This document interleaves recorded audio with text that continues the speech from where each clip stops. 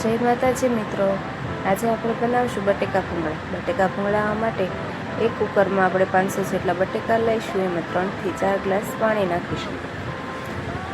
3 થી 4 ગ્લાસ પાણી નાખ્યા બાદ 1 ચમચી મીઠું લઈશું અને એમાં નાખીશું.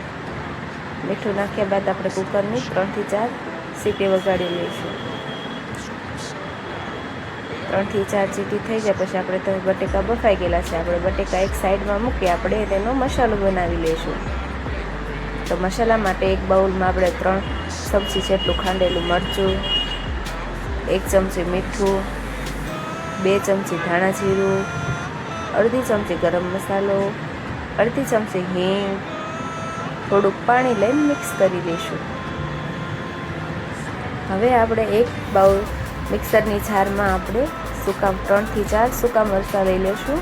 10 થી 12 લસણની કળી લઈશું અને મિક્સ કરેલું મસાલા લઈ લઈશું. સારી રીતે મિક્સ કરી લઈશું. પછી આપણે એક બાઉલમાં 1 પાવડું કાં 2 પાવડા તેલ મૂકી લઈશું. 2 પાવડા તેલ ગરમ થઈ જાય પછી આમાં 1 ચમચી હિંગ અને જે મિક્સ કરેલા મસાલા છે તેને આપણે એડ કરી દઈશું. મસાલા છે એને સારી રીતે મિક્સ કરવા માટે આપણે એને હલાવી લઈશું. જ્યાં સુધી તેનું તેલ છૂટું ના પડે ત્યાં સુધી આપણે મસાલાને રહેવા દઈશું. પછી આપણે તેમાં અડધું લીંબુ નાખી દઈશું. અડધું લીંબુ નખાઈ ગયા બાદ આપણે એને પાછું 2 થી 3 મિનિટ સુધી રહેવા દઈશું. આપણું તેલ જ્યાં સુધી છૂટું પડી જાય ત્યાં સુધી આપણે બટેકાને કટ કરી લઈશું.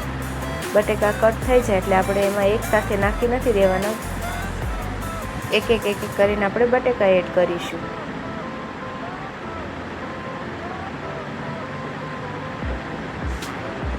બટેકા આપણા જોઈ શકો છો છૂટા પડી ગયેલા છે. એક કરી એડ કરી લીધા. હવે આપણે એને હલાવી લઈશું અને ધાણા વડે સર્વ કરશું.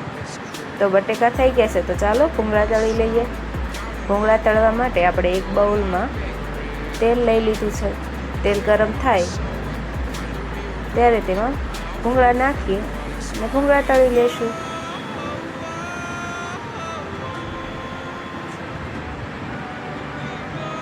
આપણા ભૂંગળા તૈયાર થઈ ગયા છે. હવે આપણે ભૂંગળા બટેકા સર્વ કરીશું.